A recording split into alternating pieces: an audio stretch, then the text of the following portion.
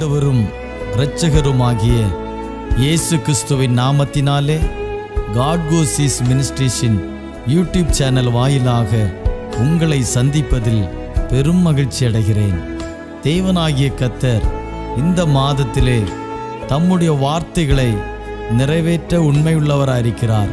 ஆதலால் அவர் சொன்ன வார்த்தையின்படியே நிறைவேற்றுவார். நாம் கண்ட எல்லா துயரங்களுக்கும், சூழ்நிலைகளுக்கும், பிரச்சனைகளுக்கும், கடன் பாரங்களுக்கும் பலனாக தேவனுடைய வார்த்தையை பிடித்து கொள்ளுவோம். நிச்சயம் தேவனாகிய கர்த்தர் தம்முடைய வார்த்தையின்படியே நம்மை ஆசீர்வதிப்பார். இந்த 2வது மாதத்திலே ஒவ்வொரு நாளும் தேவனுடைய வார்த்தையை கேளுங்கள், அறிக்கை செய்யுங்கள், விசுவாசியுங்கள். கர்த்தர் சொன்ன வாக்குத்தத்தங்களை அவர் நிறைவேற்றுவார் என்று விசுவாசிப்போம், காத்திருப்போம். தேவனாகிய கர்த்தர் இந்த மாதத்திலே பெரிய காரியங்களை செய்வாராக. ஆமேன்.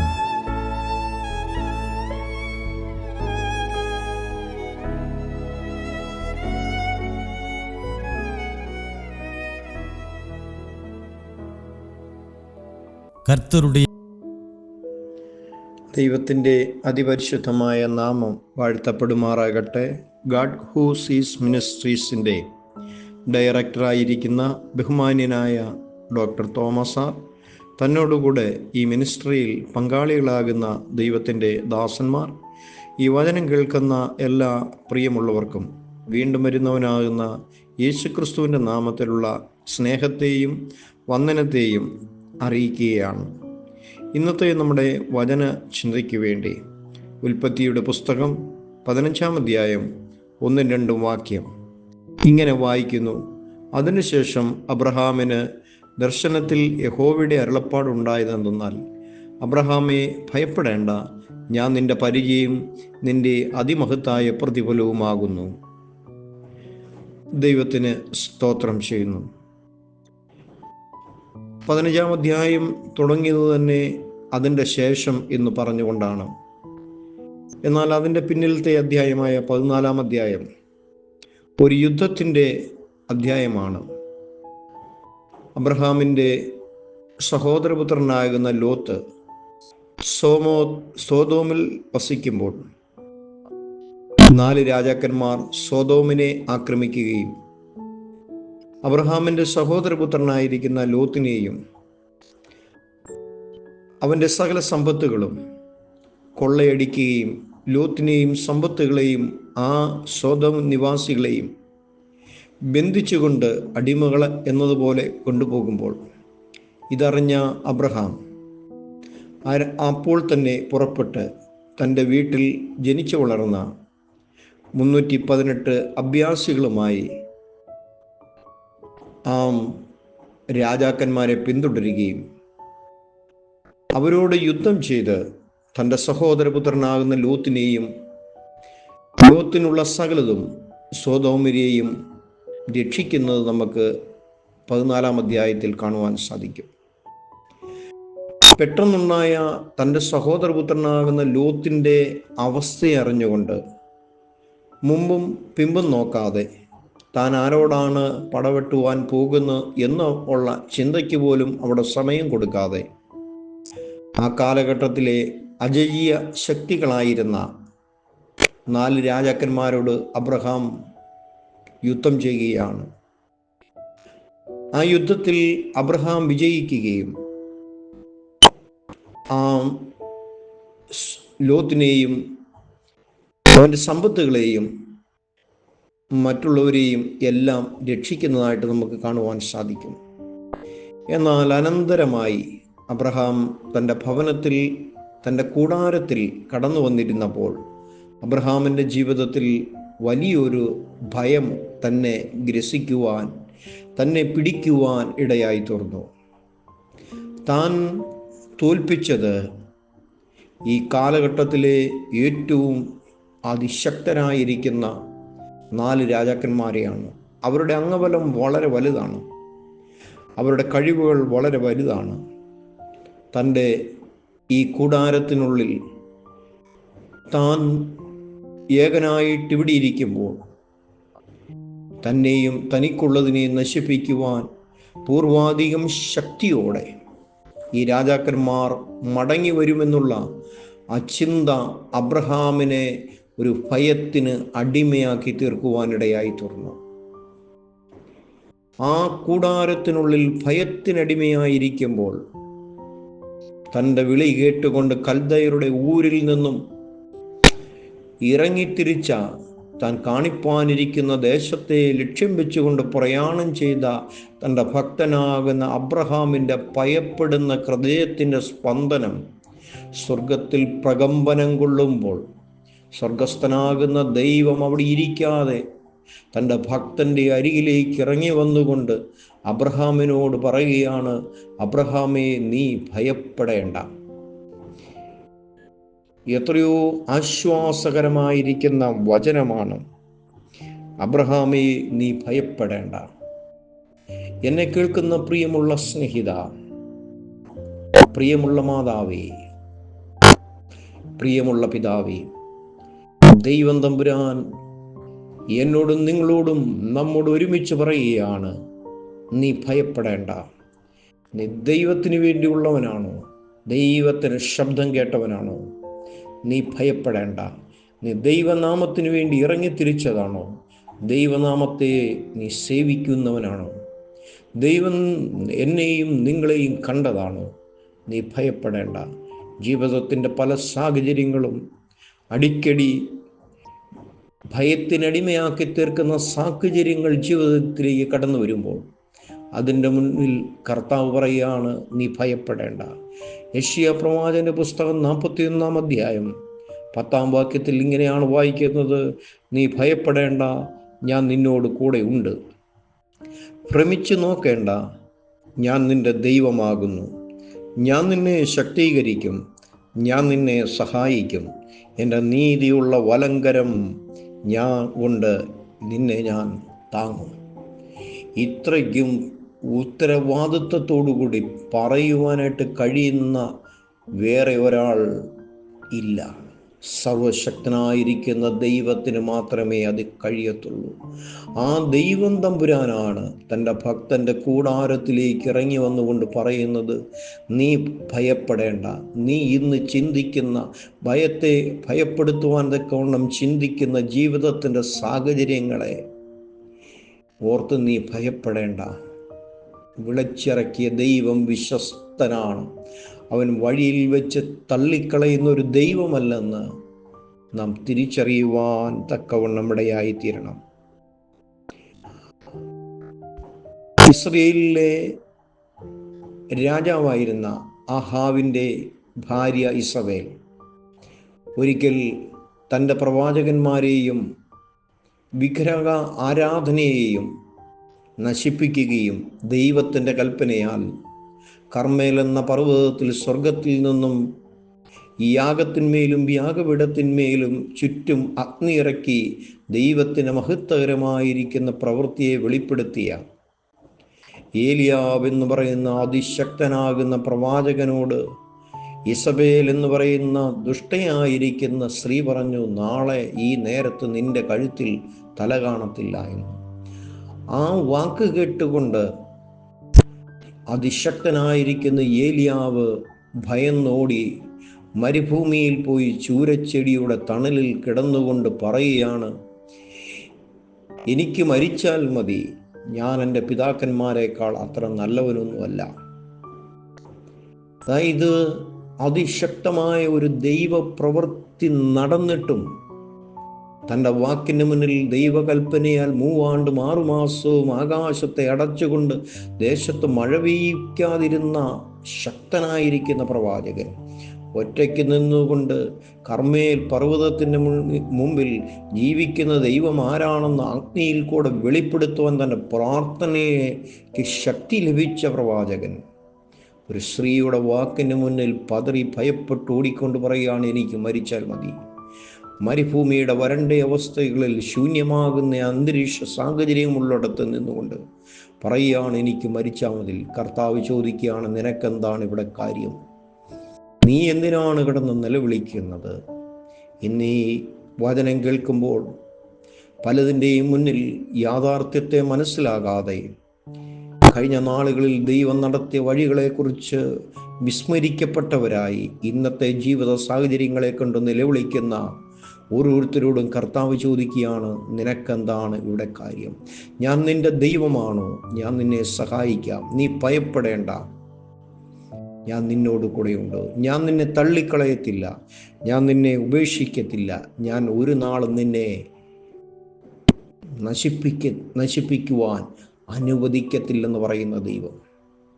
രണ്ടാമത് അവിടെ പറയുകയാണ്, ഞാൻ നിന്റെ പരിചയമാണ്. അബ്രഹാം ഭയത്തിനടിമയായി ഇരുന്നു കൊണ്ട് കൂടാരത്തിൽ എഴുന്നുകൊണ്ട് ചിന്തിക്കുകയാണ്, എൻ്റെ കൂടെയുള്ള 318 അഭ്യാസികളെ കൊണ്ട് ഒരു ശക്തമാകുന്ന സൈന്യം എൻ്റെ നേരെ കടന്നു വരുമ്പോൾ ആ സൈന്യത്തെ പ്രതിരോധിക്കുവാനായിട്ട് കഴിയത്തില്ല. അതെ, കർത്താവ് പറയുകയാണ്, നിന്റെ സൈന്യത്തെ കൊണ്ട്, നിന്റെ അഭ്യാസികളെ കൊണ്ട് നിന്റെ കൂടാരത്തെ നിനക്കുള്ളതിനെയും സംരക്ഷിക്കുവാൻ കഴിയത്തില്ല. എന്നാൽ ഞാൻ നിന്റെ പരിചയമായി, നിനക്ക് സംരക്ഷകനായിട്ട് ഞാൻ എൻ്റെ സൈന്യത്തെ നിനക്ക് അയക്കുവാനിടയായിത്തീരും. അതേ, മാനുഷികമാകുന്ന സംരക്ഷണങ്ങളൊക്കെ അസ്ഥാനത്താകുമ്പോൾ ദൈവത്തിൻ്റെ സംരക്ഷണത്തിന് മാത്രമേ നമ്മെ നിലനിർത്തുവാനായിട്ട് സാധിക്കത്തുള്ളൂ എന്ന് നാം തിരിച്ചറിയുവാനായിട്ടിടയായിത്തീരണം.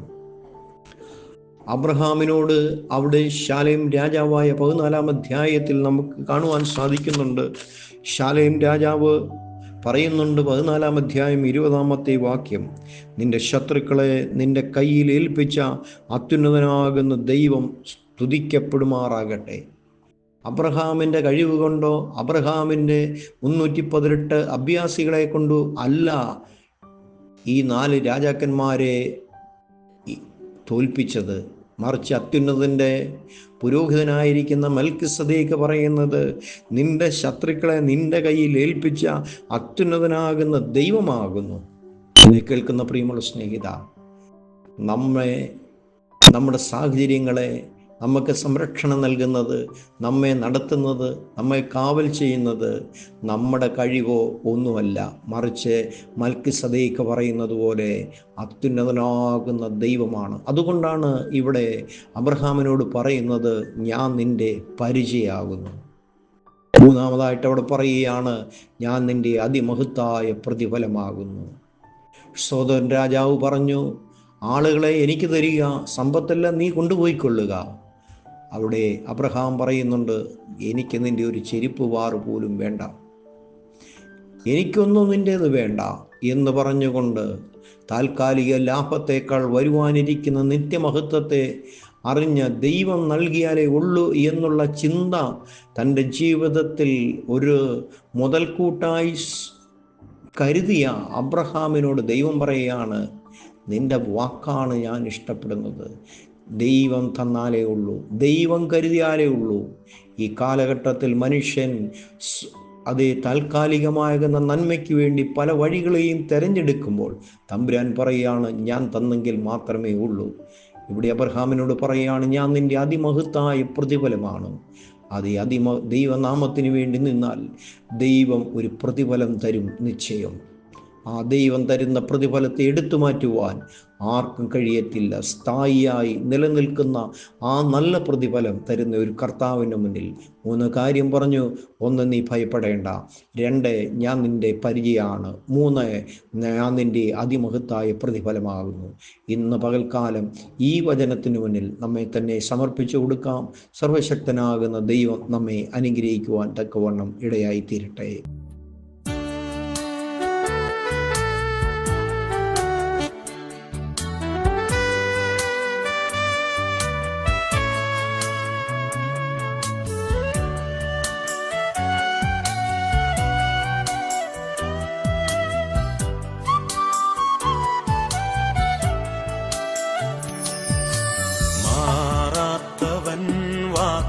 വാക്കുമാറാത്തവൻ കൂടെയുണ്ടെന്നരുൾ ചെയ്തവൻ, മാറുകില്ല, വാക്കുമാറുകില്ല, ഒരു നാളിലും കൈവിടില്ല. മാറുകില്ല, വാക്കുമാറുകില്ല, ഒരു നാളിലും കൈവിടില്ല. ഹായത്ര ആനന്ദമേ ജീവിതം, ഭീതി തെല്ലുമില്ല ജീവിതം. കാവലിനായി തന്റെ ദൂതരെന്റെ ചുറ്റും ജാഗരിക്കുന്നെപ്പോഴും. പാടുമെൻ ജീവിത നാളുകളെല്ലാം നന്ദിയോടെ സ്തുതിച്ചിടും ഞാൻ. പാടുമെൻ ജീവിത നാളുകളെല്ലാം നന്ദിയോടെ സ്തുതിച്ചിടും ഞാൻ.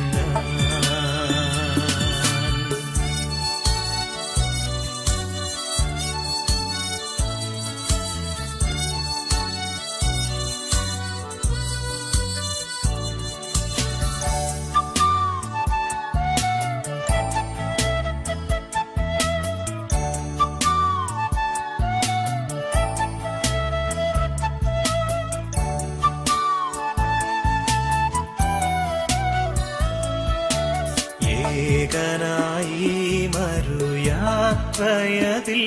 ദാഹമേറ്റു വലഞ്ഞിടുമ്പോൾ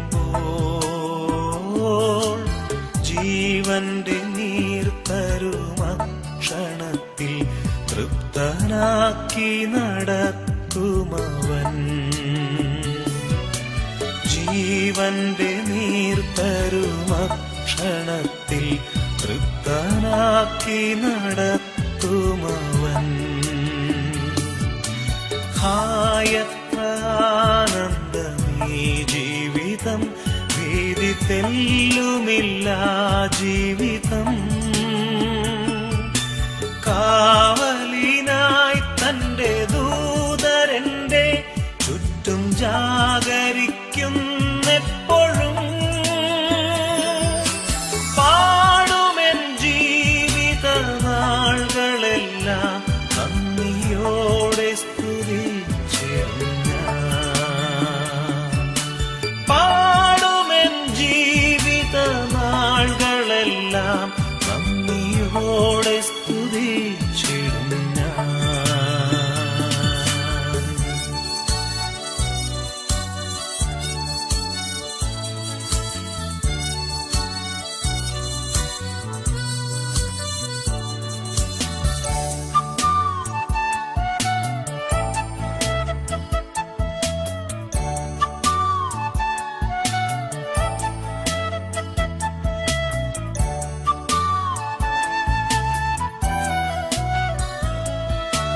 എല്ലാ വഴികളുമെന്റെ മുൻപിൽ ശത്രു ബന്ധിച്ചു മുദ്രവച്ചാൽ സ്വർഗ കവാടം തുറക്കുമെനിക്കായി സൈന്യം വരും നിശ്ചയം.